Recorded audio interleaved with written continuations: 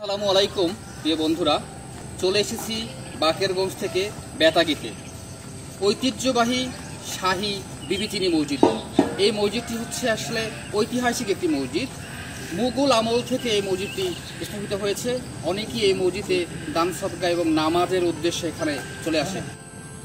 ১৬৫৯ খ্রিস্টাব্দে দিল্লির সম্রাট শাহজাহানের শাসন আমলে সুদূর পারস্য থেকে আধ্যাত্মিক সাধক শাহ নেয়ামতুল্লাহ ইসলাম প্রচারের উদ্দেশ্যে গঙ্গা নদী অতিক্রম করে বিষখালী নদীতে নোঙর করেন এবং তার শিষ্যদের নিয়ে তিনি বিবিচিনিতে একটি আস্তানা তৈরি করেন।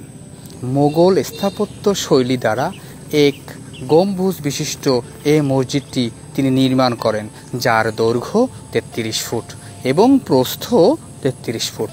চারপাশের সুদীর্ঘ দেয়াল ৬ ফুট চওড়া এবং মসজিদটি ২৫ ফুট উচ্চতাও রয়েছে। সবচেয়ে আকর্ষণীয় বিষয় হচ্ছে এই মসজিদটি ৩০ ফুট সুউচ্চ টিলার উপরে অবস্থিত, যা দেখতে অনেক ভালো লাগে। শাহ নেয়ামতুল্লাহ কন্যার চিনি বিবির নাম অনুসারে এই মসজিদটির নামকরণ করা হয়।